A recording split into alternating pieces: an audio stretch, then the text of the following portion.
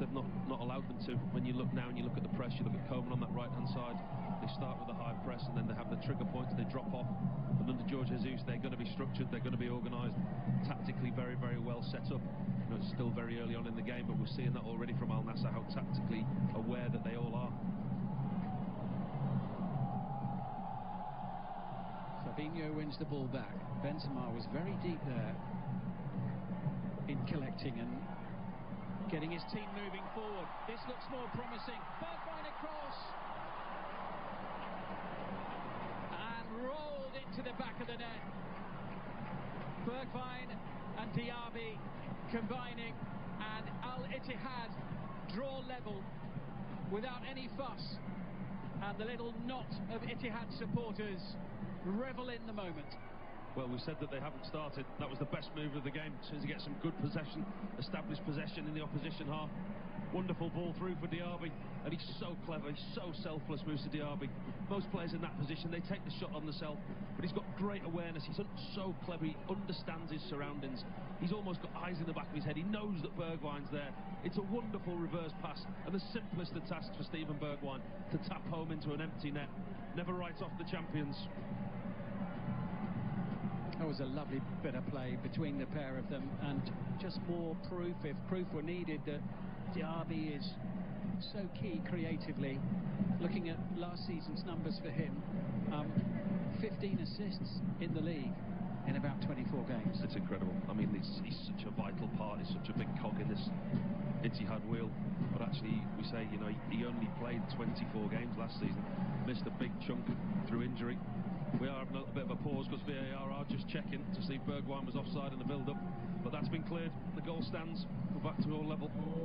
Level at 1-1, and it's been pretty lively so far. A little over a quarter of an hour played, a couple of goals already.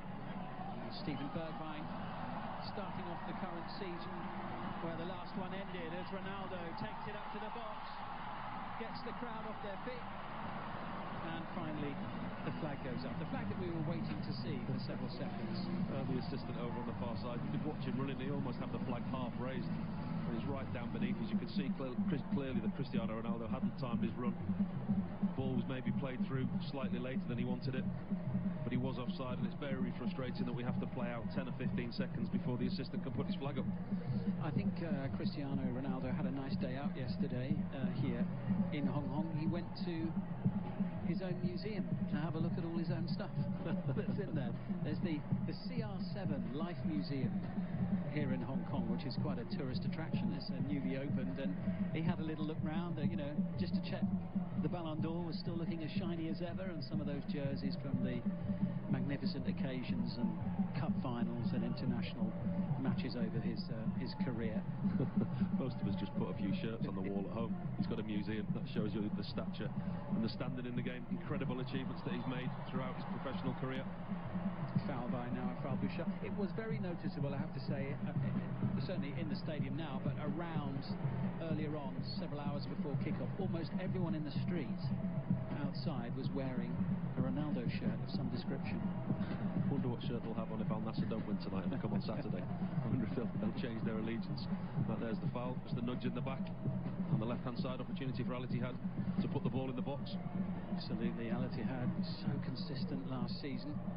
Never outside the top two in the Saudi Pro League after the third match week, and led throughout the title run-in.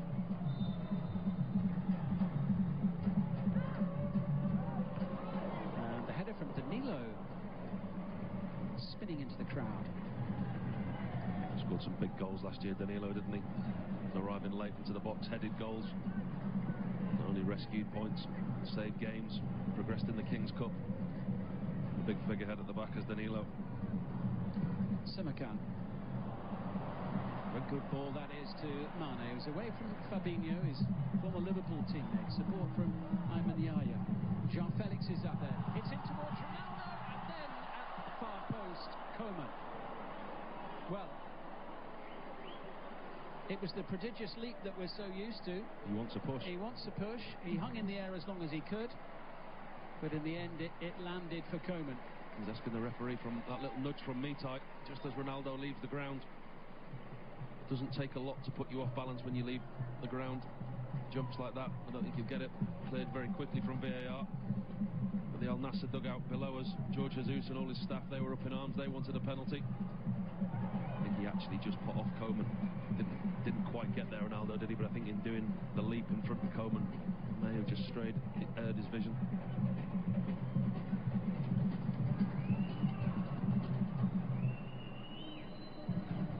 Brozovic.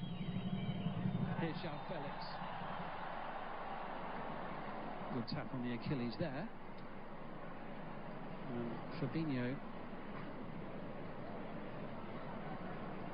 looks to have had a bang in the face.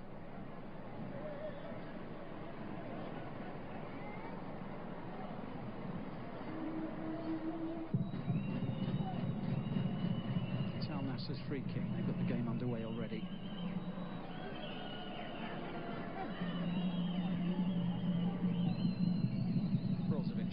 Into Al-Khaibari.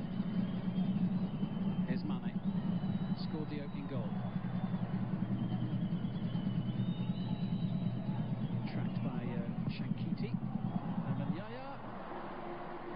Confidence boosting catch there for Mohamed Al-Shankiti, Al Ittihad's goalkeeper.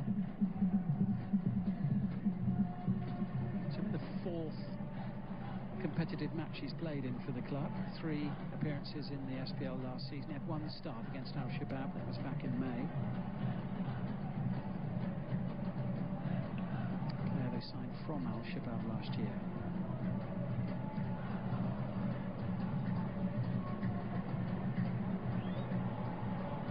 A little chase for Vitai. Offside.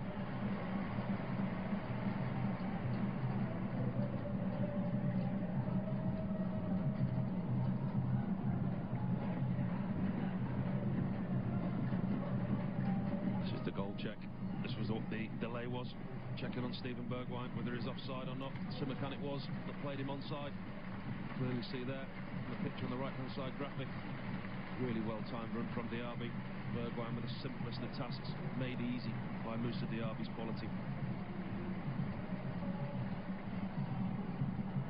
And Yaya sending it through, collected by Mane. Held up by the very combative figure of Danilo, who claims that his goalkeeper was fouled by Mane.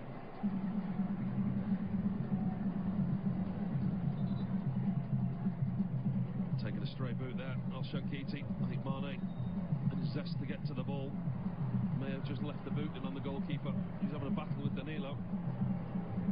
Not looking terribly comfortable, is he, the goalkeeper? No, he seems to be in a lot of pain. Mane just went over the top of the ball.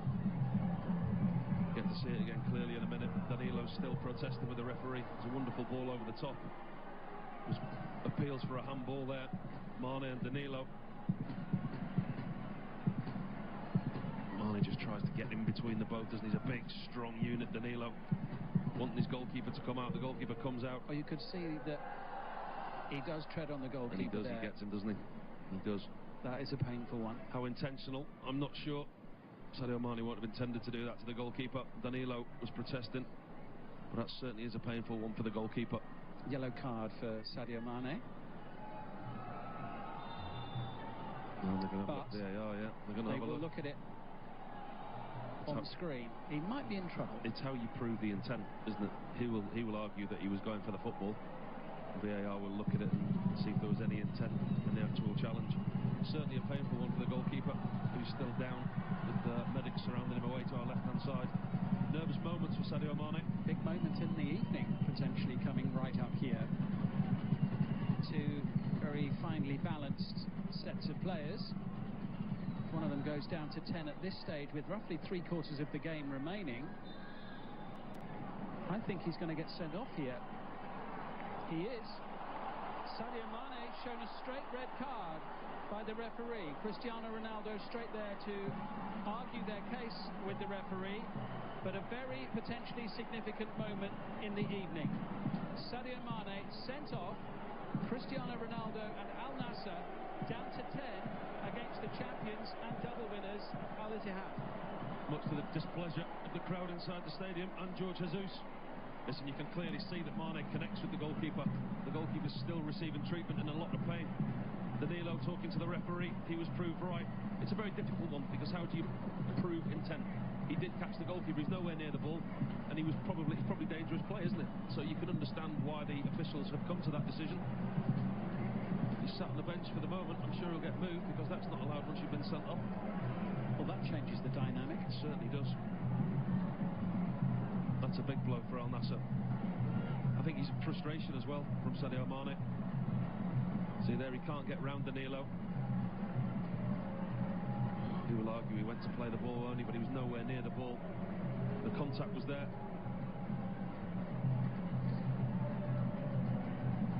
Danilo reacting instantly.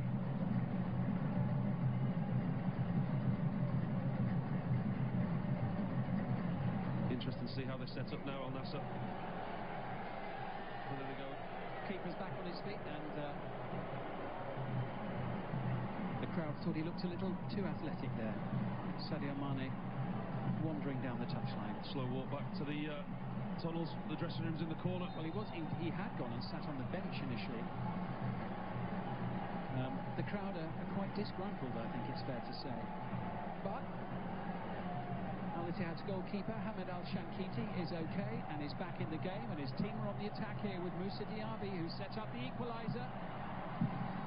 And Hamad Shankiti unable to cause problems for Al Nassr on this occasion. This is Felix.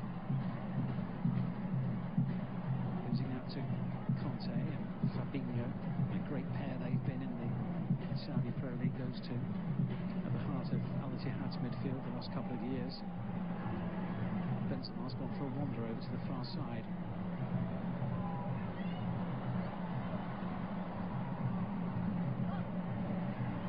I've said it before, but I really do think the lack of Champions League football last year for Al Ittihad was the reason that they progressed so well in the league and in the cup competitions, and also the reason that they were able to keep Fabinho and Kante on the pitch.